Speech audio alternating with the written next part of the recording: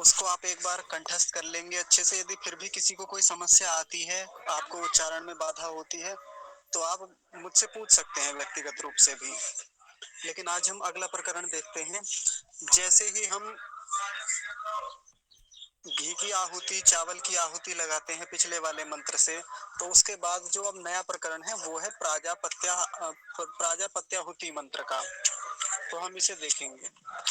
सुष्टकृदाहुति के तुरंत बाद आता है ये। देखिए, पहले इसका शीर्षक देखेंगे, ध्यान से देखिए। प्राजापत्याहुति मंत्र। प्राजा, अब आपको लग रहा होगा ये गलत लिख रहा है। सही आपको क्या लग रहा होगा? प्रजापति ऐसे होना चाहिए, प्रजापत्या ऐसे होना चाहिए ना। लेकिन प्राजापत्या जैसा लिखा है वैसा ही उच्चारण करना है। ध्यान से देख लीजिए। जैसे मैं आपको एक उदाहरण से समझा देता हूँ। एक शब्द होता है समाज। समाज से मिलकर एक शब्द बनता है सामाजिक।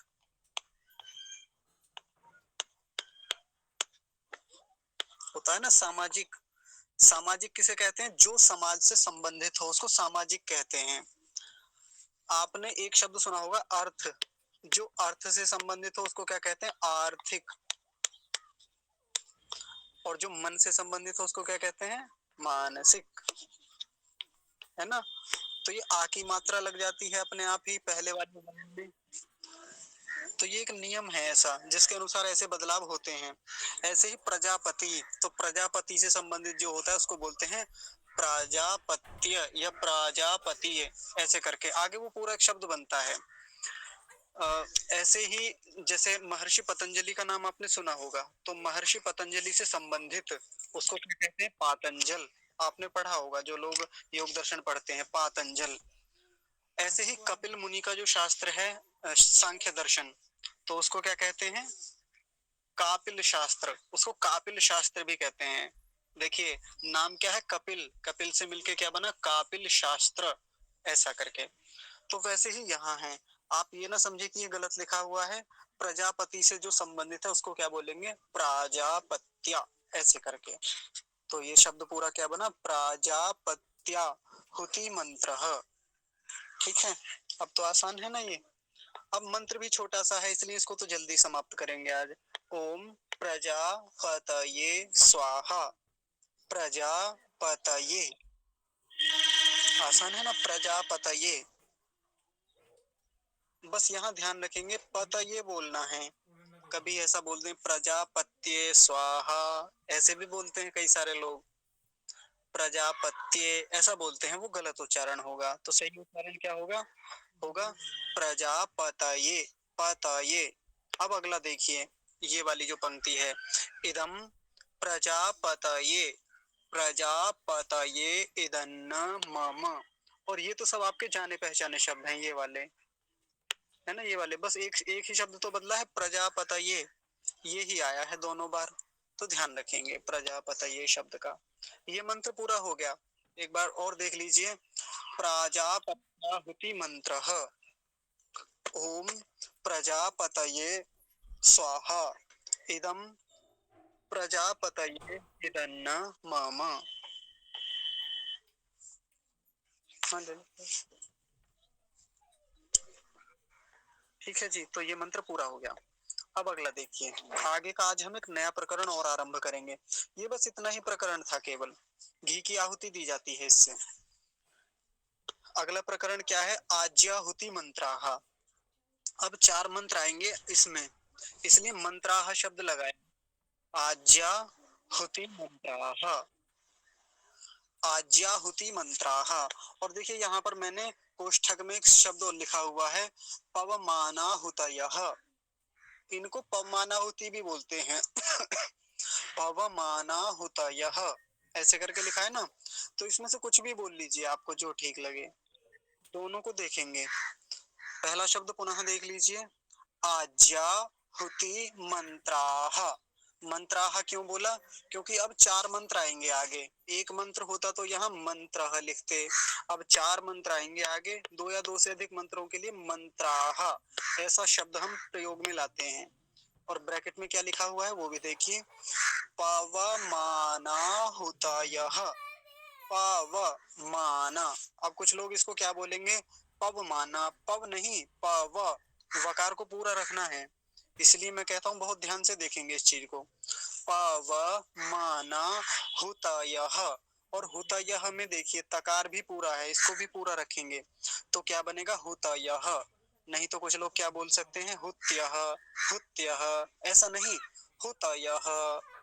और हकार पर कैसी मात्रा है, ह्रस्व उकार, छोटे ऊ की मात्रा, तो उसको छोटा ही बोलेंगे।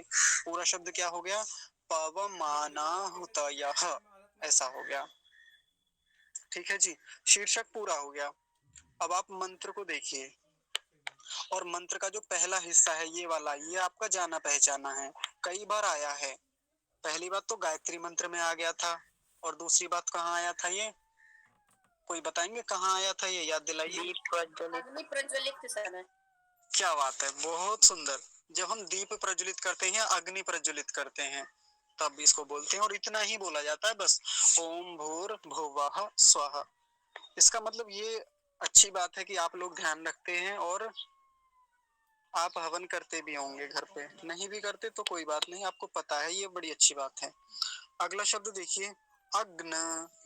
अब अग्न ये ऐसा शब्द नहीं है ना, अग्नि शब्द है, केवल इतना ही है, अग्न, अग्न। मैं लिख रहा हूं, इधर देख लीजिए, अग्न, इतना, अग्न आयुषी। अब देखिए बड़ा कमाल का शब्द है, और बड़ी गलतियां यहाँ होती हैं। पहली और महत्वपूर्ण बात क्या है इसमें, दीर्घ ऊकार, बड़ी ऊ की मात्रा जो है, इसको लंबा बोलेंगे खींचकर, नहीं तो इसको जल्दी बोल के निकल जाते हैं। और जल्दी कैसे बोलते हैं, आयुषी, आयुषी, जैसे आयुषी शब्द होता है ना, आयुषी लड़कियों का नाम होता है आयुषी, वो वाला नहीं है ये, आयुषी, आयुषी। ऊपर अनुस्वार भी है, अनुस्वार, अनुस्वार का भी ध्यान रखेंगे, आयुषी। और मूर्धन्य शकार का तो विशेष ध्यान रखेंगे, आयुषी, ऐसा करके।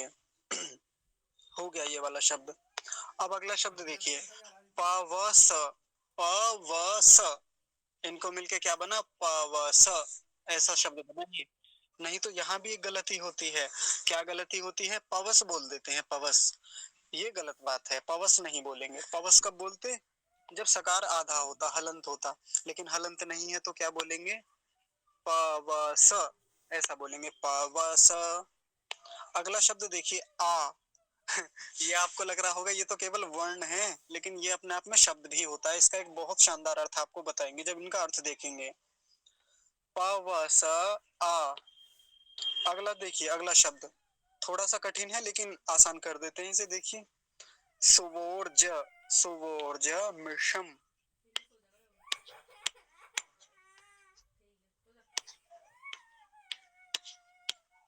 सुवोर्ज मिशम।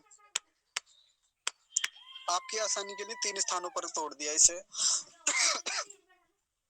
सुवोर ज, ज, जकार को पूरा रखेंगे, ध्यान रखना, सुवोर ज मिशम, और मिशम में क्या है, मूर्धन्य शकार, तो पूरा शब्द क्या बन गया, सुवोर्ज। अब इन दोनों को एक साथ ले लेंगे, इन दोनों को, सुवोर्ज मिशम, सुवोर्ज मिशम। आगे देखिए, एक अगला शब्द आया, ये शब्द भी होता है और अक्षर भी होता है अपने आप में, तो ये क्या है, च, आसान है, च, च नहीं बोलेंगे, च, च, ऐसा बोलना है। और ये क्या है, नह, धियो यो नह वाला, वही नह है ना। तो ये पहली पंक्ति पूरी हो गई, एक बार फिर से देख लीजिए, ओम भूर्भुवः स्वः अग्न आयुषी पवस आ सुवोर्ज मिशम च नह, ऐसे करके ये पहली पंक्ति यहाँ पर पूरी हो जाती है। दूसरी पंक्ति देखिए, आरे, आरे, जैसे किसी को बुलाते हैं ना, आरे इधर आ रे, ऐसा कहते हैं ना, तो ये वही वाला आरे है, आरे। इधर आ रे। ऐसा हम लोग किसी छोटे बच्चे को बुलाते हैं, या किसी को जब लताड़ ना हो, या किसी को एकदम डांट डपट के बुलाते हैं, आरे, वैसा आरे, आरे। बाधस्व, बाधस्व, ध्यान रखेंगे, बकार है, बकार ये वाला, और ये वकार है, तो दोनों का अच्छे से ध्यान रखना है। पहला बकार है, दूसरा वकार है। आगे पीछे नहीं करेंगे, एक दूसरे के स्थान में नहीं मिला देंगे इसे। तो क्या बना, बाधस्व। नहीं तो जब मैं लोगों का उच्चारण सुनता हूँ ना ये वाला, तो पता क्या बोलते हैं, वाधस्व, क्योंकि उन्होंने ऐसे ही कुछ सुन रखे हैं और उसी के आधार पे इसे वाधस्व बना देते हैं। तो पहला वाला बकार है, ब बकरी वाला जो होता है वो, वही बोलना है, बाधस्व। दुच्छुनाम, अगला शब्द देख लीजिए, दुच्छुनाम। आसान है ना? फिर भी देख लीजिए, और आसान कर देते हैं इसे। पहली काम की बात है इसमें, वो है दोनों स्थानों पर ह्रस्व उकार हैं, छोटे ऊ की मात्राएं हैं, तो जल्दी ही बोली जाएंगी, लंबा नहीं खींचेंगे। दुच्छुनाम, बीच में चकार है फिर छकार है, चकार आधा छकार पूरा, तो पूरा शब्द क्या बना, दुच्छुनाम, दुच्छुनाम। अब दुच्छू, छू, दो छकार नहीं बनाने, दुच्छू कह देते हैं कुछ लोग, तो चकार बीच में रखेंगे और फिर बोलेंगे दुच्छुनाम, दुच्छुनाम, ऐसा करके दुच्छुनाम। और वही अपना जाना पहचाना स्वाहा, बहुत शानदार शब्द है स्वाहा। जो लोग पिछली कक्षा में थे, जब हमने स्वाहा का अर्थ देखा था, इस बार भी जब स्वाहा का अर्थ देखेंगे ना, जो लोग नए हैं उनकी जानकारी के लिए बता रहा हूँ, मैं गारंटी देता हूँ स्वाहा का इतना अच्छा अर्थ आपने कभी पहले नहीं देखा होगा। अब उसके लिए ऐसा आप मुझे मत कहिएगा कि ये तो आप अपनी बड़ाई करना चाहते हैं, आप अपनी प्रशंसा की बात करते हैं। वो अर्थ मेरा दिया हुआ नहीं है, वो महर्षि यास्क का दिया हुआ है। देखेंगे, आनंद आ जाएगा आपको इनका अर्थ जान के, स्वाहा का। आगे चलते हैं, स्वाहा के बाद में इदम अग्न, ये तो वही है पहले वाला ही, आपने कई बार देखा होगा, इदम अग्न ये। अब एक नया शब्द आया, पवमानाय, क्योंकि आहुति किसकी चल रही है, ये देखिए, पवमाना होता यह, तो यहाँ क्या लिख दिया, पवमानाय इदन्न मम। इदन्न मम तो आपके वही जाने पहचाने दोनों शब्द हैं, इदम अग्न ये, पवमानाय इदन्न मम, ऐसा हो गया। एक बार इस पंक्ति को दोबारा देख लीजिए, थोड़ी सी कठिन है, यदि आपको लगती है तो फिर देख लीजिए आराम से। पहला शब्द है आरे, बाधस्व, बाधस्व, दुच्छुनाम, दुच्छुनाम, स्वाहा। ठीक है जी। इससे पहली पंक्ति को भी एक बार फिर से देख लीजिए, ओम भूर्भुवः स्वः अग्न आयुंषि पवस आ सुवोर्ज मिषम नः, हो गया इतना।